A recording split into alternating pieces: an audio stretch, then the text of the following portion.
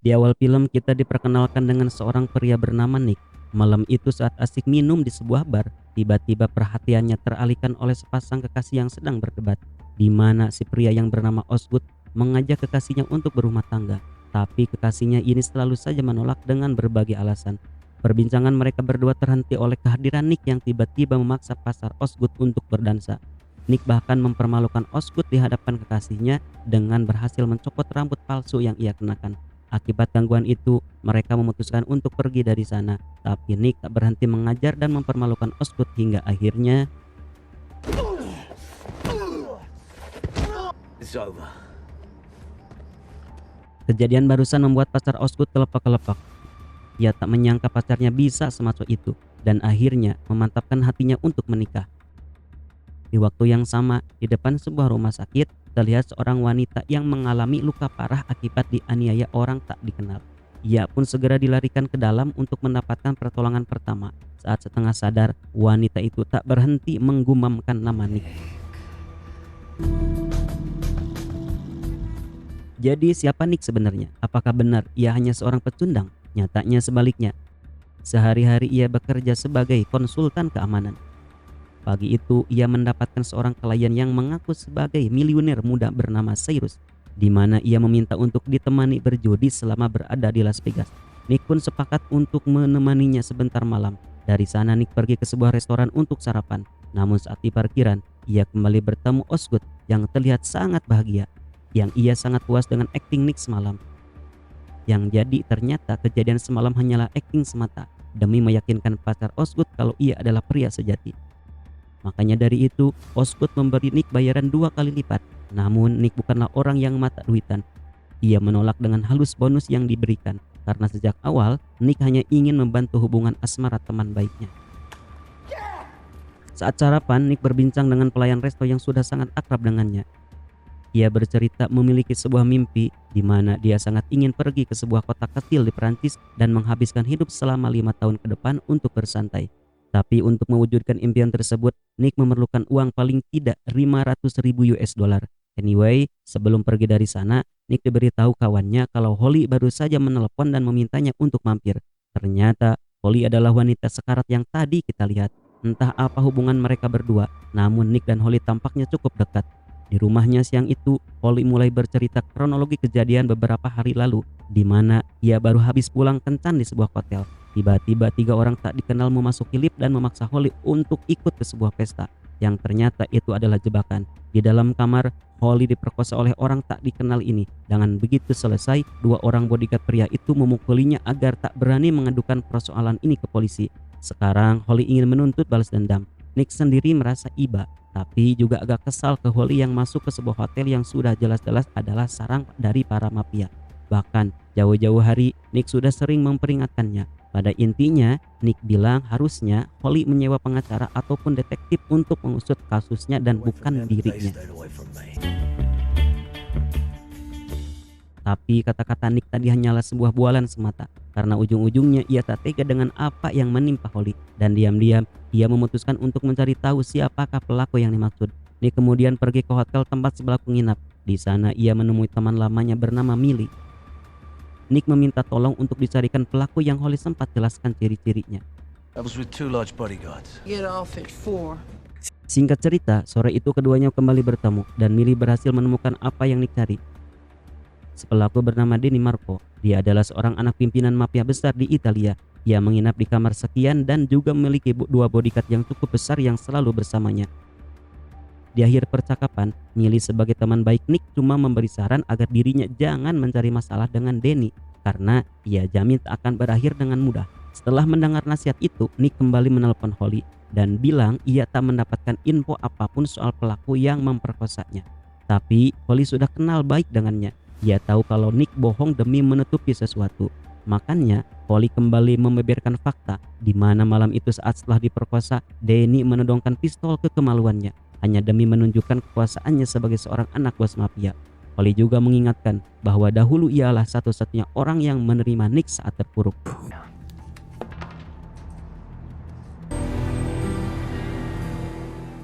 Singkat cerita, malam itu Nick harus menemani Cyrus berkeliling Las Vegas. Mereka pergi dari satu kasino ke kasino lainnya.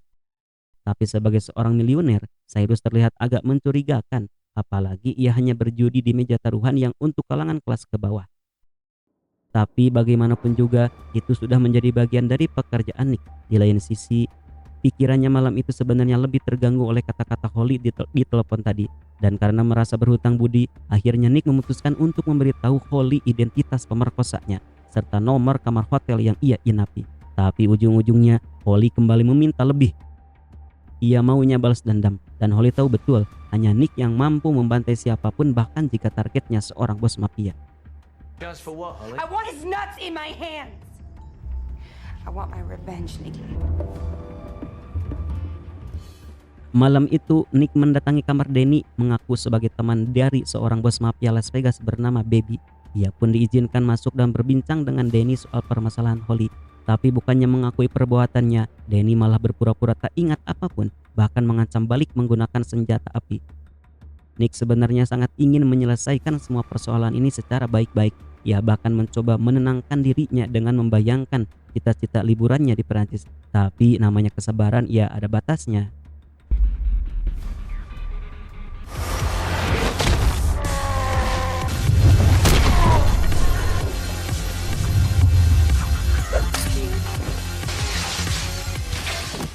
Bayangkan, Nick menghabisi 3 orang mafia hanya bermodalkan sebuah kartu kredit. Setelah itu, ia mengikat ketiganya dan mengajak Holly untuk masuk ke kamar. Dan tanpa basa-basi, Holly mengeluarkan sebuah gunting tanaman untuk melukai titik Danny. Danny yang ketakutan mengajak berdamai dengan memberikan uang $50.000 yang berada di lacinya. Tapi Holly tetap belum puas. Ia pun melukai titik Danny hingga menangis selayaknya anak kecil akibat ketakutan. Don't do this, don't.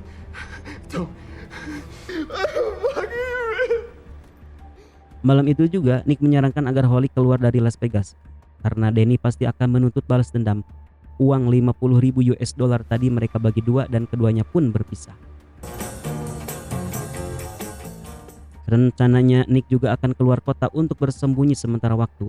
Tapi setelah memegang uang lumayan banyak, ia memutuskan untuk menggandakan uangnya malam itu melalui permainan blackjack. Awalnya Nick bermain aman dengan kelipatan ratusan dolar. Kebetulan ia menjadi bandar adalah temannya sendiri. Namun setelah berhasil menebak kartu-kartu yang akan keluar, membuat Nick semakin optimis kalau malam itu Dewi Fortuna sedang menyertainya.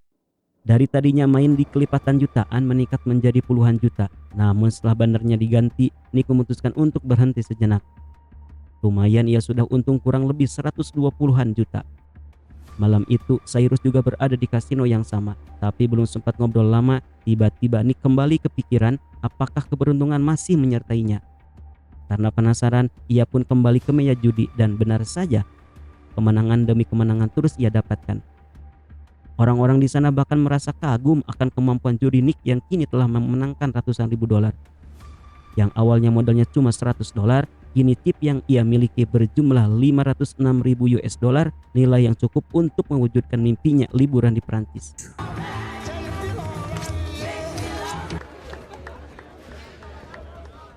Setelah bermain, Nick sempat mengobrol sebentar dengan Cyrus sebelum akhirnya ia ke meja penukaran chip. Tapi bukannya menukarkan semua chip yang ia miliki, Nick malah tergoda untuk kembali bertaruh. Di sini kita dibuat sadar.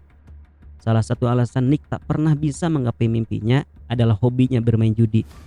Dan tak tanggung-tanggung, kali ini Nick mempertaruhkan semuanya dan dalam sekali game. Bahkan ia juga mengeluarkan uang cashnya. Jadi total taruhannya adalah senilai $525.000. Orang-orang kembali berkumpul dan menyaksikan kegilaannya. Tapi seperti yang kita duga, kali ini sial bukan main. Nick kehilangan segalanya.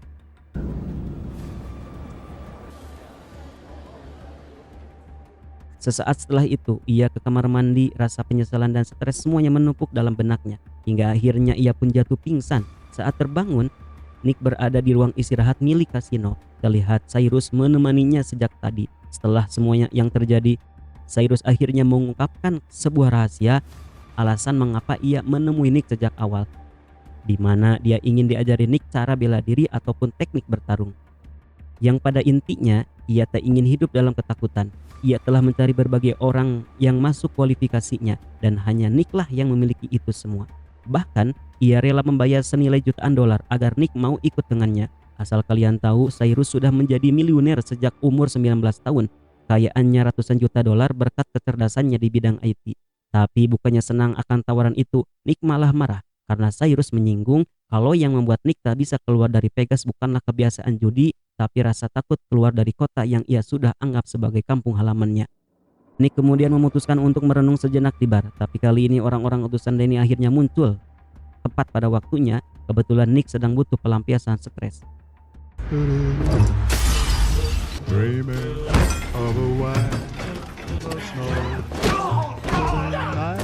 Kalian sudah bisa menebak, dialah si botak overpower. Mau berapapun preman yang Danny kirim padanya saat itu, tak satu pun dari mereka yang bisa menangkap Nick. Hingga akhirnya sang pemilik kasino menghentikan pertarungannya akibat rusaknya berbagai fasilitas di sana.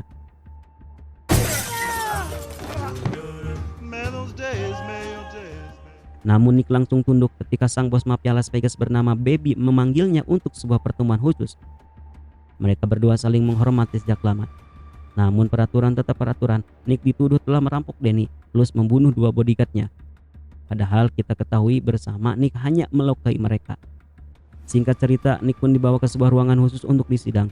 Jika terbukti bersalah, Nick akan langsung dibunuh. Di sana, Danny telah menunggunya dan Baby langsung memintanya Danny untuk menceritakan kronologi kejadian pembunuhan kedua bodyguardnya. Di sini kita saksikan Danny yang pengecut mengarang-arang ceritanya dan bahkan mencoba menutupi dosanya yang telah memperkosa Holly. Ia bilang Nick tiba-tiba datang ke kamarnya dan menembak kedua pengawalnya. Tapi Nick cuma tertawa dan bertanya 2 hal. Yang pertama adalah mengapa ia harus membunuh menggunakan pistol. Danny pun bilang semua orang membunuh menggunakan pistol. Tapi Baby langsung membela Nick, di mana ternyata sudah menjadi legenda di Las Vegas kalau Nick adalah orang yang mampu membunuh siapapun tanpa perlu senjata api. Bahkan kata Baby, bisa saja ia membunuh bermodalkan sebuah asbak. Kedua, Danny diminta untuk menunjukkan luka di kelaminnya sebagai bukti kalau semalam ia dibuat menangis oleh seorang wanita. Pada intinya, Danny membunuh kedua pengawalnya karena merasa malu. Ia takut jika kejadian memalukan semalam bocor ke orang lain. Principal, I'm gonna see you real soon. Sebelum berpisah, Baby cuma memperingatkan Nick kalau Danny tak akan tinggal diam dan sebaiknya ia mengungsi sementara waktu. Singkat cerita, dari sana Nick memutuskan mampir ke restoran andalannya untuk sarapan. Kini ia bingung karena uangnya telah habis dan para mafia masih akan terus mengincarnya. Tapi tiba-tiba di ujung meja, Cyrus kembali muncul dan mengatakan ingin berterima kasih karena telah menyadarkannya bahwa semua orang memiliki ketakutannya masing-masing. Di sini akhirnya Nick mengakui kelemahannya dalam berjudi dan takut untuk keluar dari zona nyaman. Kemudian ia bilang bagaimanapun juga kini impiannya telah menjadi angan-angan karena semua uangnya telah habis. Cyrus yang sudah menduga hal itu kemudian memberinya sebuah amplop berisikan cek senilai 1 juta US dollar plus sebuah tiket ke kota Korsika, kota impian Nick di Perancis. Tapi di tengah perbincangan, tiba-tiba Danny bersama beberapa anggotanya kembali muncul dan hampir saja membunuh Nick. Untung saja Cyrus berhasil mengalihkan perhatian mereka semua dengan berpura-pura menjadi orang gila.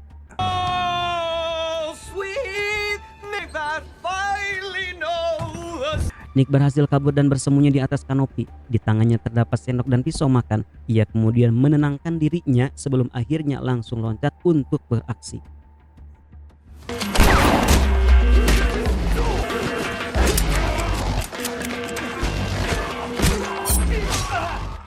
Lima orang bersenjatakan lengkap Nick bunuh dengan satu persatu bermodalkan alat makan. Ia bertarung sesuai dengan legendanya kalau Nick adalah orang yang mampu membunuh siapapun tanpa perlu senjata api. Hingga pada akhirnya tersisa Danny seorang yang ia bunuh dengan sangat brutal.